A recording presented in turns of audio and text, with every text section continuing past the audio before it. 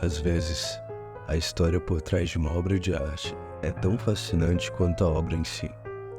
O autor do livro Noite na Taverna, Álvares de Azevedo, nasceu em uma família burguesa no estado de São Paulo no ano de 1831. Aos 16 anos, para agradar à vontade do pai, decidiu ingressar na faculdade de Direito. Mas isso não o atrapalhou de seguir sua verdadeira vocação, que era a escrita e a vida noturna. Álvares era aquele tipo de pessoa que escrevia seus devaneios, delírios e histórias em seu caderninho, com ar extremamente mórbido, sobre amores intensos e vícios humanos. O seu fascínio por temas como a morte, a escuridão e a doença fez com que muitos desses escritores tivessem comportamentos autodestrutivos, procurando substâncias que os ajudassem a sair da realidade, como o ópio, o haxixe e o álcool. Essa vida bandida fez com que tivesse uma morte prematura. Infelizmente, ele faleceu aos 21 anos de idade, vítima de tuberculose. Por ironia do destino, os médicos recomendaram que ele andasse a cavalo para aliviar a dor. No entanto, devido à sua fraqueza causada pela doença, ele acabou caindo do cavalo e faleceu.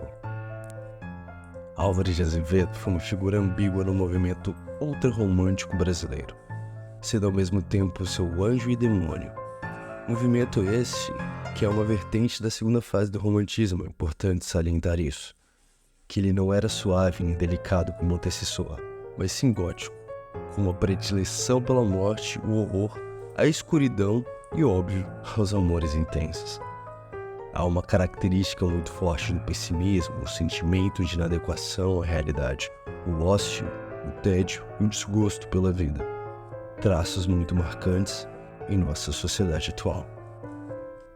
A melancolia e a presença constante de tragédias absurdas são temas frequentes em suas obras, tornando Álvares de Azevedo o principal representante do ultrarromantismo brasileiro.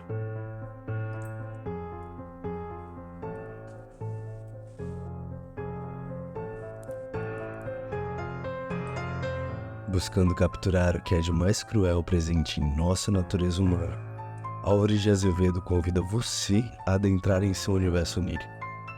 Noite na Taverna, uma antologia brasileira de ficção gótica.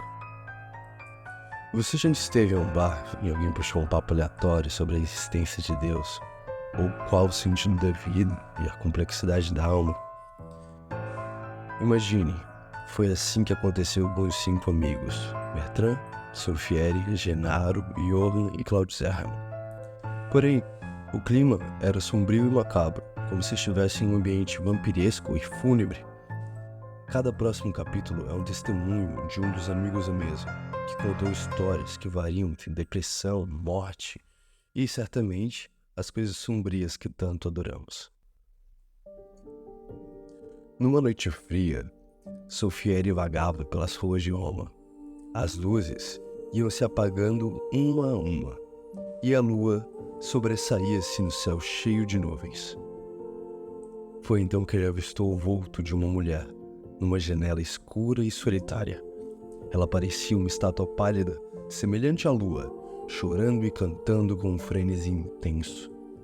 Solfieri se aproximou para escutar o canto sombrio, que ecoava como o vento. O canto cessou e a mulher surgiu na porta.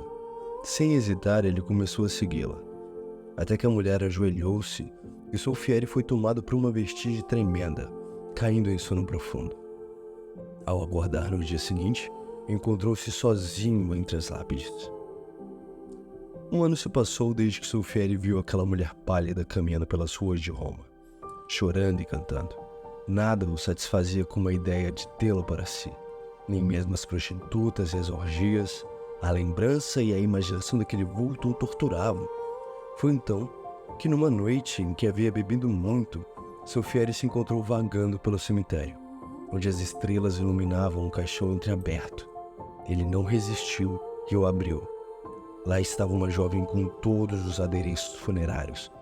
Solfieri ergueu seu corpo e uma ideia perdida veio a ele.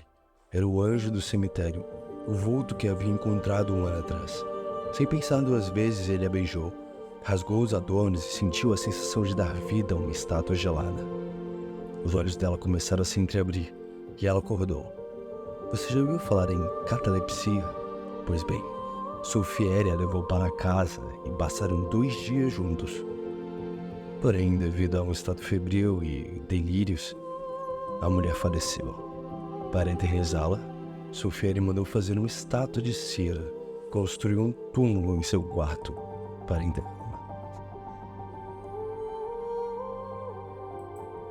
A história de Bertrand é marcada por um amor intenso por uma mulher chamada Angela. Com ela, ele sentia-se verdadeiramente vivo. No entanto, antes de pedi-la em casamento, Bertrand precisou viajar à Dinamarca para visitar seu pai doente. 2 longos anos se passaram. Quando seu pai faleceu, Bertrand sentiu uma imensa saudade de Angela e decidiu retornar para vê-la. Ao chegar, ele teve uma dolorosa surpresa. Angela estava casada e tinha um filho. Apesar das circunstâncias proibitivas, o amor entre eles era irresistível, e eles passaram a se encontrar secretamente. Infelizmente, o marido de Angela descobriu o caso e enlouqueceu de ciúmes. Numa noite, enquanto Bertrand caminhava próximo à casa de Angela, ela o chamou para dentro. Ao tocar sua mão, Bertrand sentiu algo escorrendo. Era sangue. Alarmado, ele questionou a origem dele. E ao se aproximar da claridade, testemunhou uma cena horrenda. O marido deitado e o filho debruçado sobre seu peito. Agarrando Bertrand pelos cabelos, Angela disse: "Vês, Bertrand, esse era o meu presente. Agora será, embora, um sonho do meu passado. Sou tua e tua só. Foi por ti que tive força suficiente para cometer tal crime. Vem, tudo está pronto, fujamos. O futuro é nosso." Por um período, eles ficaram juntos, mas Angela acabou abandonando Bertrand. Consumido pela amargura, Bertrand sofreu um acidente que o levou a conhecer um rapaz, que se tornou seu amigo e que tinha uma filha de apenas 18 anos. Bertrand roubou a garota do pai e a vendeu para um pirata em um jogo. Mas o destino reservou um trágico fim. A menina envenenou tanto o pirata quanto a si mesma. Afundado ainda mais na depressão, Bertrand decidiu cometer suicídio ao se jogar de um penhasco ao mar. Mas por um infortúnio do acaso, um marinheiro o salvou. No entanto, ao perceber que o marinheiro havia resgatado Bertrand mata, o capitão do navio ofereceu-lhe um lugar na tripulação, e ele decidiu seguir a bordo após sentir um interesse tremendo pela esposa do comandante. Bertrand não perdia tempo. E eis então um relato em primeira pessoa de Bertrand sobre o que ocorrera. E nesse tempo, enquanto o comandante se batia como um bravo e o desonrava como um covarde, não sei como se passou todo o tempo que decorreu depois. Foi uma visão de gozos malditos. Eram os amores de Satã e de Eloa, da morte e da vida, num leito do mar. Quando acordei um dia desse sonho, o navio tinha encalhado num banco de areia. O ranger da quilha a morder da areia gelou a todos. Meu despertar foi a um grito de agonia. Apenas 5 pessoas sobreviveram ao naufrágio: o comandante, sua esposa, Bertrand e 2 marinheiros. Na ilha em que calharam, a falta de comida e a cruel lei do mar tornaram o canibalismo inevitável. Bertrand foi o único a sobreviver. Genaro, despertado de seu sono, começa a contar a história com um ar de remorso. Ele relata que quando era jovem, aos 18 anos, era pintor e se vangloriava de sua beleza. Um dia, um pintor mais velho, já reconhecido na sociedade, o convida para morar em sua casa com sua esposa Nausa e sua filha Laura, de 15 anos. Nausa era próxima da idade de Genaro, com apenas 20 anos, e ela e Genaro começam um relacionamento amoroso. Enquanto isso, Laura, a filha do velho, começa a ir ao quarto de Genaro todas as manhãs. Eles também começam a ter um caso. Essa situação se desenrola por exatamente uns 3 meses. No entanto, uma manhã, algo está errado. Laura vai até o quarto de Genaro, chorando, e revela que está grávida. E por causa disso, precisa se casar urgentemente com ele. Genaro permanece calado, incapaz de responder às perguntas desesperadas de Laura sobre seu amor por ela. Genaro permanece em silêncio, porque este estava apaixonado pela esposa do pintor. Laura então começa a definhar em depressão. Enquanto o pai cuida dela, Genaro se encontra às escondidas com Náusea. E eis um trecho do texto. Uma noite foi horrível. Vieram chamar-me. Laura morria. Na febre murmuravam meu nome e palavras que ninguém podia reter, tão apressadas e confusas, lhe soavam. Entrei no quarto dela. A doente conheceu-me. Ergueu-se branca com a face úmida de um suor copioso. Chamou-me. Sentei-me junto ao leito dela. Apertou minha mão nas suas mãos frias e murmurou em meus ouvidos. Genaro, eu te perdoo. Eu te perdoo tudo. És um infame. Morrerei. Fui uma louca e eu morrerei por tua causa.